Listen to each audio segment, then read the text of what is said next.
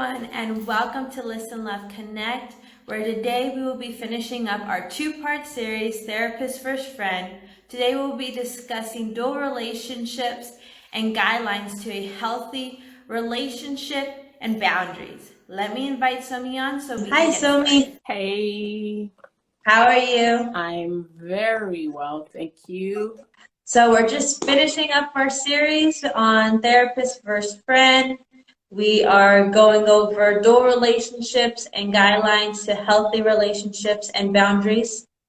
Yes, Yep. we are. So for dual relationships, Somi and I actually fit in two categories, which is social, right? Yes. Because we speak like friends, we're friends on social media, stuff like that. What else do you have for social dual relationship? So I think the first thing is to explain what it is first. Yeah. And so when you're talking about social relationships with your therapist, you're referring to any kind of relationship that obviously, not to be redundant, but is of a social nature, whether it's social media, whether you guys get together for lunch, any interaction that necessitates any kind of social interaction would fall under that kind of dual relationship. So when it comes to the two of us, obviously we are friends on social media. You follow me, I follow you. So that is essentially puts it in the category of a dual relationship. Again, if you go back to what we discussed, 2 weeks ago about boundary crossing versus boundary violations. So I'm not following you on social media to stalk you or for anything of that nature, but because we are now in a space where I'm both therapist and I am both social in that sense with you, and we maintain those boundaries. So that is the element of, of a social dynamic, which is very common and normal. So even going back again, it's letting people know that dual relationships are not taboo and they're not unethical, illegal, moral, any of those things. And then they're not to be like shied away from, but there are ways to gently, move into dual relationships. And we'll talk about those guidelines later on. And I just want to clarify, we are talking mainly Western here in the United States, therapy versus friend. Yes. Yeah. So then the second relationship or dual relationship is professional relationship. Correct. And you want to explain that one? Yes. So that's when basically you are, we work together, whether as business partners or in some kind of a business dynamic, foundational. So for example, you came up with this amazing idea of exceptional heroes. Hi Monroe, hi Shelby. And I think this will be a good point to just briefly speak about that and how we and even going back before you say that, I need to make it clear that when I first met Savannah, I was solely her therapist. There wasn't, neither one of us felt that there was a need for a kind of dual relationship. But as time progressed, it became very not only appropriate and normal to go into the dynamic of a dual relationship, both from a social perspective as well as from a professional perspective. And I will say that it wasn't anything we sat down per se. There was definitely talk and essential planning, but it wasn't like it just came out of nowhere. There was go ahead. Sorry, go ahead. I was just going to say it was kind of organic on how it happened. That's exactly what I was going to say. It was an organic progression. And that's one of the things we're going to talk about when we talk about the guidelines and people get into dual relationships is as a therapist and a client, especially the kind of relationship you form before you enter these dual relationships, is there's an element of not just consent, but understanding. The boundaries are there. There's so many things that come about within the therapeutic relationship that once you do decide that there's a dual relationship that will still be beneficial to the client, it ends up being very organic, and very, you know, and everyone just kind of knows where they stand and that kind of thing.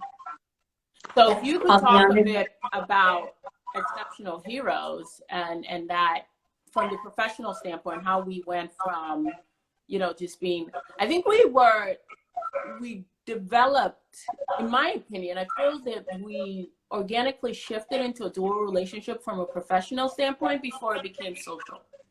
It did. I think so too. Because in all honesty, I never thought I'd be friends with my therapist. Wait a second. What do you mean? We're great. We are great, but in the beginning of everything, I didn't like therapy. Well, that's true. Well, that is So, true. Yeah. Mm-hmm. So I'm Morrow in that sense of let's just keep our distance. Mm-hmm. Mm-hmm. But over time, with learning things that Somi gave me, I did create this product, and I was actually going to give it to someone else, but I didn't send it off, and someone was asking me how I was doing that day, and I told her I was writing an email. She's like, can you read the email to me if you're comfortable? And so I said, yep, and then she's like, hold up, wait a minute. And so, yeah, we became professional dual relationship first before it became social. Yes. Yeah. So, you know, the like I said, and Savannah said, the transition was very organic and it's very natural. And Savannah's not the only client that I have a dual relationship with. And again, they're all very organic. You know, I don't call up Savannah.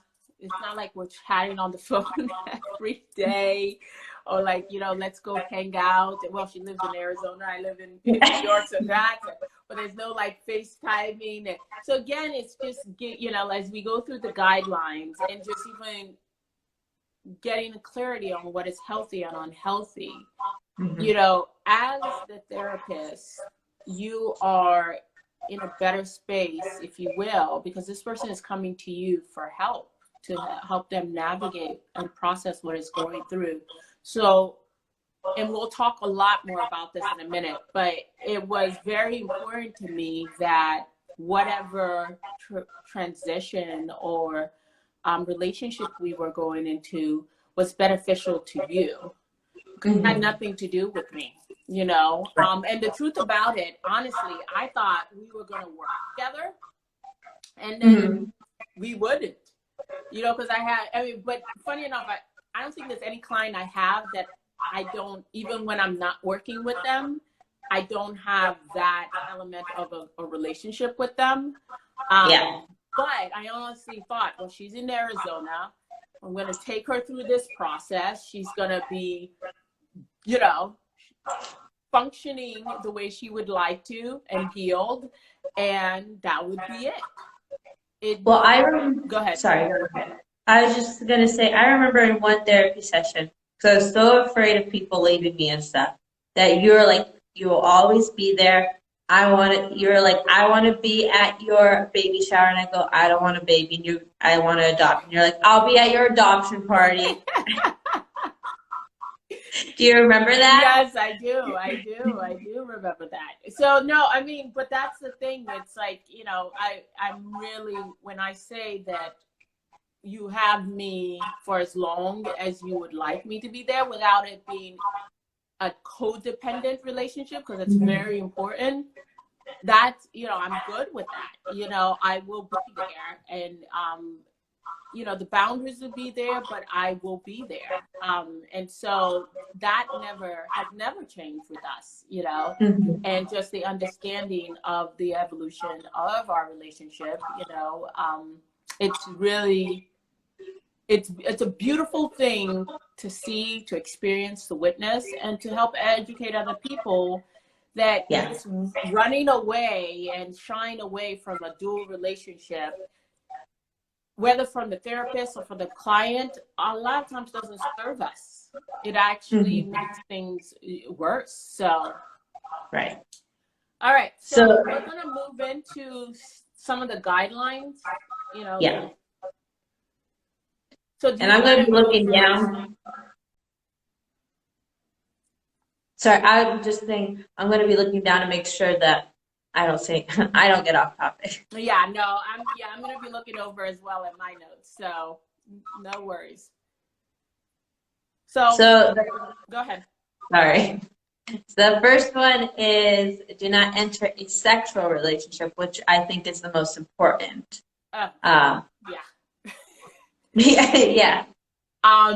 And I think when we talked about this in the first part one, that was my understanding and the research and everything I've done is that this concept of your therapist can't be your friend, your friend can't be your therapist, and all these other different things came into play mainly because of sexual relationships and exploitation and harm.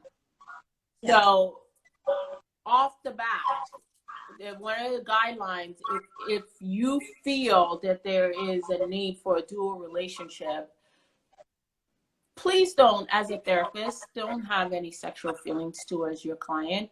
You shouldn't be propositioning them. You shouldn't be looking at them in any way, shape, or form, male, female, whatever gender you identify with. That is a boundary violation, and that is not only ethically, morally, and illegal.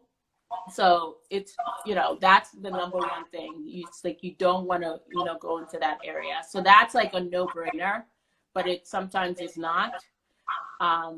And again, I can't emphasize this enough. Someone is coming to you for help. Yeah. And their big part about trust and rapport is people feeling safe, emotionally safe and physically safe. So if a client is coming to you for help and you are having thoughts or thinking, oh, this person is very attractive, I'm going to try and get at them in some fashion or whatever, then automatically, you should not, that's a dual relationship that you should never approach. And this is more for the therapist, right? Not the client, because the therapist is the one who has to set up the boundaries to make sure that. Exactly. Actually, all these guidelines are really more for the therapist than they are from the client, because again, like you just said, they're the ones that set up the treatment plan and they're the ones that set up the guidelines and the boundaries. So, and the clinical intervention. So if you're doing that and you're doing it appropriately with this individual in mind, at no point should your treatment plan shouldn't say, sexual contact, because this has happened. No, it's people they say, oh, well, they were struggling through trauma from sexual abuse, so it was important for me to take them through the sexual acts to help release them. No, I'm not kidding. This has happened. Wow. And, so no, that is not an appropriate treatment guideline. And talking about intervention, no. And talking about treatment, you want to make it clear and flexible, right? Yes, you want to make it being, again, the boundary crossings, boundary violations have to do with clarity. One of the first things that I did when we started working was I set the boundaries in place. I told you, the fact that you called me at like 1:00 in the morning is because there was a boundary in place. Hi, Vilky Sue. So if I hadn't set that boundary in place and you called me, it would have made it awkward. But because it was already talked about, like, hey, listen, if you're in crisis, blah, blah, blah, and all the boundaries that we set helped to ensure that the relationship did not get into moments of awkwardness, and that you felt safe and you felt comfortable. Right. And another thing we did was we had separate meetings. We had a meeting for our sessions, our therapy session, and then we had meetings for the business. Yes, we did. So that's another big thing, because now we were, we were engaging from a professional standpoint. Yeah. We made it a point that therapy was not business and business was not therapy. And that's, I think that's a really good point that you just brought about. It's like you want to keep those very separate and not, even though the work that we were doing professionally included a lot of therapeutic stuff, it wasn't necessary to bring your stuff into those meetings. Yes, and that's how we were able to be successful and are still successful, able to doing Listen Left Connect and so many other things. Absolutely. Always consider the welfare of the client. I think that's an overall that has to do with not exploiting or harming. Yes. Right? Yes. So I'll give you a good example of that. I wasn't thinking of going into a dual relationship with this client at all. However, there was an element of, because I just knew from their experience and their trauma that going into a dual relationship could really complicate things for them. So even though, again, it looked like the most organic transition, I had to consider the overall welfare of this client. And I had to ask myself some really tough questions and not fall into the space of, if you don't do this, then you're not properly helping them. But I had to look at everything. I had consider all these different factors of who they are and what they had, expressed and revealed to me and where they are. And at the end of the day, I was like, no, this doesn't make sense for them. Now, in their opinion, and when I talked to them, I had to constantly explain to them why we couldn't venture into a more, dual relationship. And at one point in time, they're like, Miss Fabara, why won't you accept my Facebook friend request? And I'm like, because you're my client. And that is a social network. And we're, that I'm very clear that I don't want, it's not appropriate for us to go into that dual relationship. And that kind of goes into not the welfare part, but for you part, one of the guidelines we have is checking in with yourself, documenting and asking other therapists what you should do type thing. Am I correct? Absolutely. Yes. I think if people watching and later on watch this don't get the major gist of this whole conversation regarding the guidelines, you as the therapist are in the place of power, if you will. You're the one creating the treatment plan. You're the one implementing the clinical interventions. So essentially, for me, in any dual relationship I've ever, felt was appropriate to go into, I had to ask myself and really do a check. Like, am I in the position where the lines won't be blurred and there won't be any element of this person thinking, the client thinking anything other than I am the therapist? Right. So for instance, if I have a client that is connected to me on social media.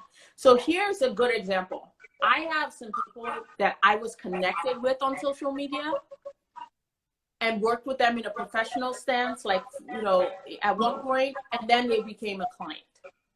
So I could automatically be like, okay, now I'm your therapist. We shouldn't be friends. But you see, the element of I have done the work, and when you come to me, I sit down and make it very clear. It's not like we're hanging out, we're not doing anything. And my social media tends to be a lot about the work I do.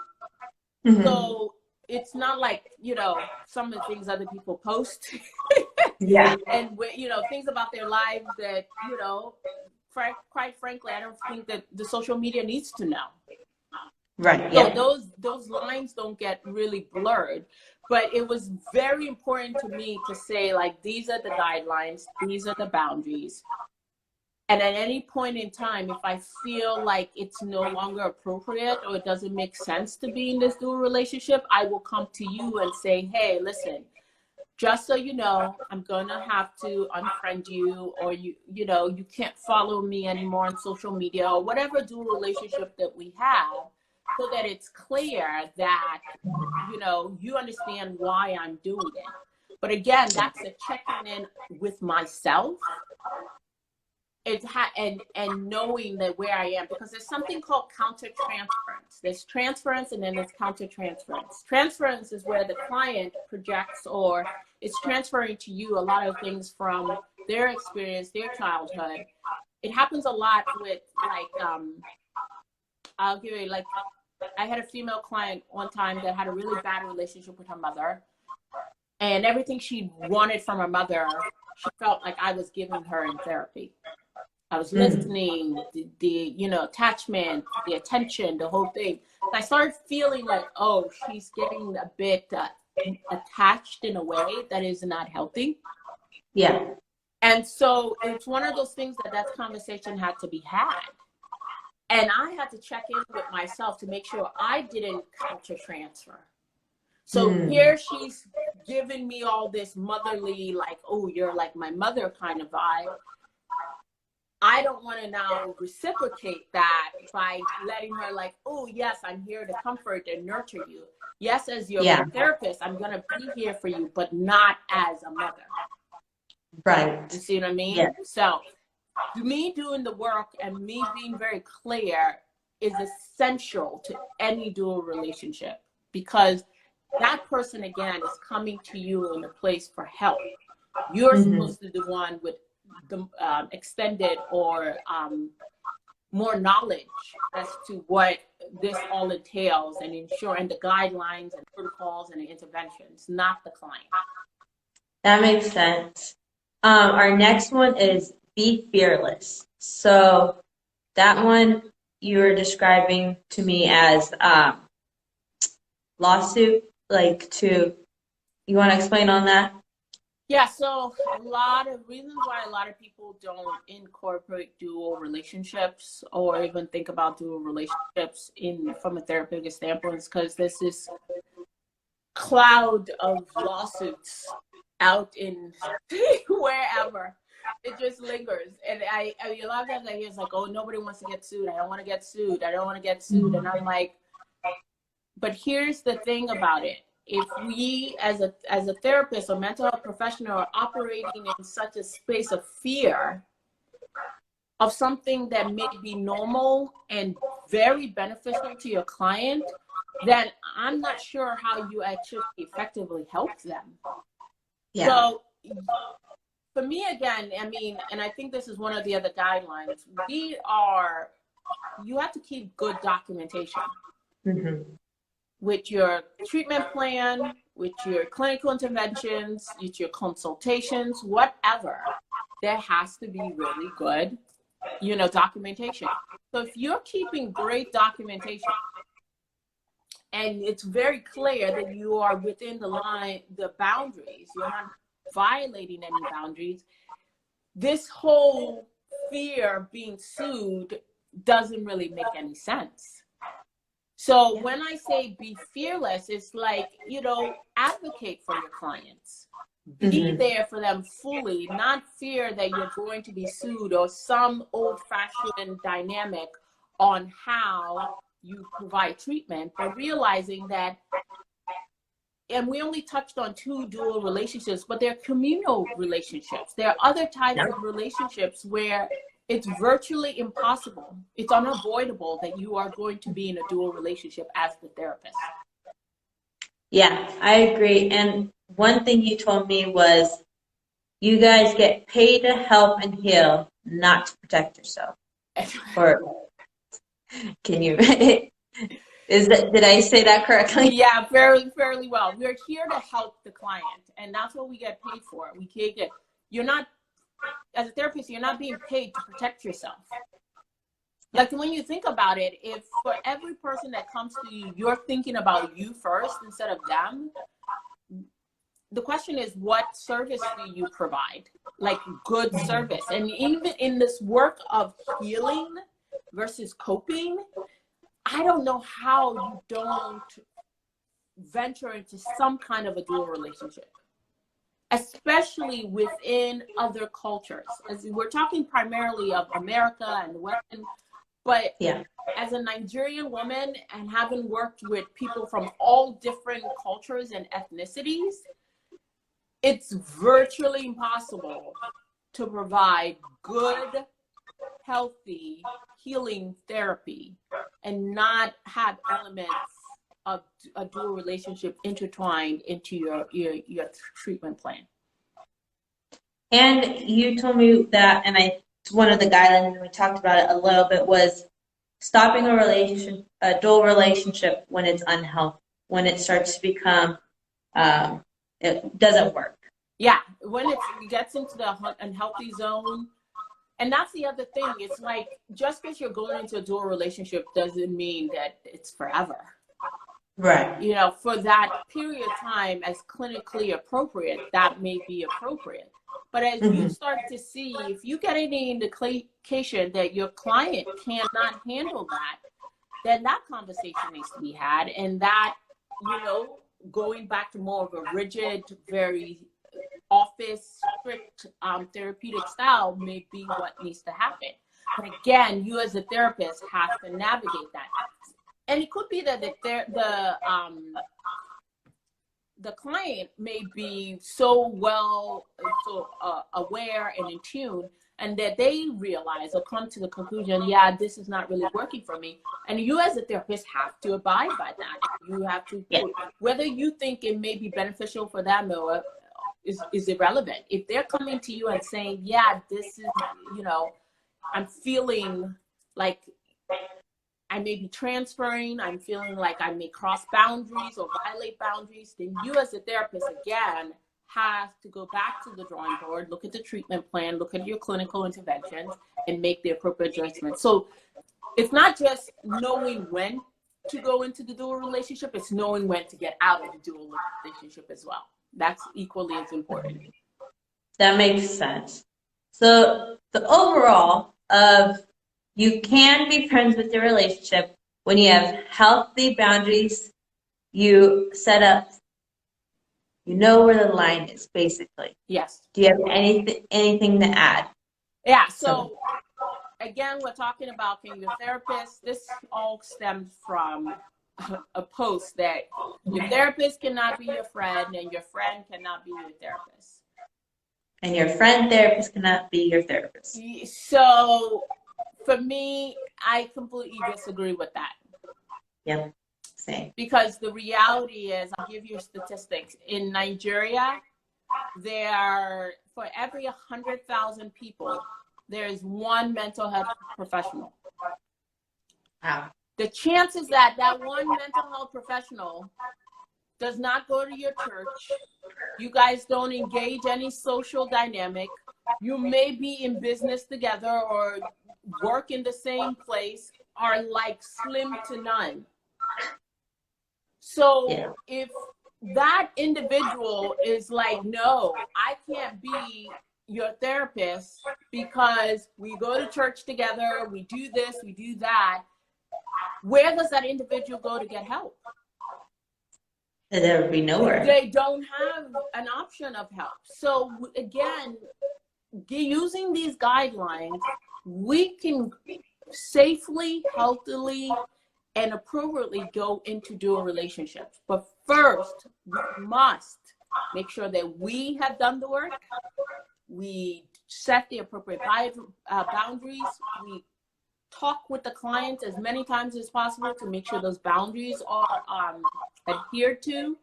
And then at any point that you feel you need to pull out of that dual relationship, absolutely pull out of it.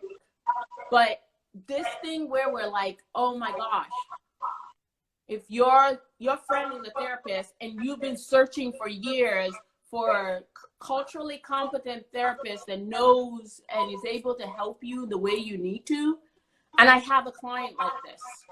Mm-hmm.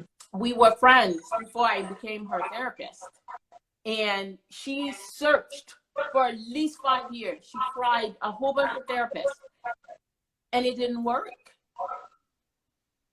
She's like, Somi, listen, I've tried. I understand. Yeah. And I said, listen, it's not going to be awkward for me. As long as you're okay with it, we can work together. We are not friends in a way that, we're hanging out or any of that stuff, and we keep it separate. Right, yes. So overall, please, whether you're a mental health professional or your client, let's educate ourselves and really understand what the ethical guidelines are. There is no violation from being in a dual relationship. The dual relationship that is a violation is a sexual relationship. But just a social, professional, communal dual relationship is not an ethical, legal, or moral violation. Correct. And with that, I love you, Somi. Oh my gosh, you're gonna have everybody happy now. Like, the client is telling her. I'm just kidding. I love you on a professional level. I know where the boundaries are. That's hilarious, Savannah. That is hilarious. But no, we have a mutual love for each other, and that's not going to change. And anyone that wants to, the social media trolls or whoever, feel free, because I'm solid. I don't speak on things that I'm not well versed in, and I have a research experience and know the guidelines about. And then people are free to do whatever it is that they want to. But at the end of the day, especially if you're a client, and I see this, those of you that are looking for really good therapists and want to be helped, as long as your therapist sets great boundaries, don't shy away from getting the help you need because it's a friend or someone you know, or whatever the case may be. Just make sure that the boundaries are there. And as a therapist, every therapist has a confidentiality stipulation in place. They can't go around talking about what you got to talk about in therapy. And if they do that is a violation. So having that sense of understanding and safety, let's just make better decisions and have an understanding that you can get the help you need, and it can be a dual relationship. Yes. And next week, Somi and I have something very exciting. Yes. I don't want to share too much, yes, but we will be doing yoga. Yes. Yes. Do you want to speak a little bit on the yoga that we will be doing? Yeah, so we are going to be doing a trauma-focused yoga session. So Savannah, being a rape survivor, in her treatment, we incorporated this. And so we actually, like, over the summer, we're going to do this trauma-focused yoga, but we weren't, I think I had some things that came up and we weren't able to do it. So now we're going to do it. And the surprise is how we're going to do it. Yes. That's the thing you have to wait for. But we are going to do some, because I've been practicing yoga and using yoga in my treatment for, 14 years now, 13, 14 years. So I'm excited to, yes, me too, to show people how you can start to heal yourself with the practice of yoga. And using your body. Exactly. So thank you everyone for watching, and always remember to listen, love, connect. Yay. Bye. Bye. Bye, Somi.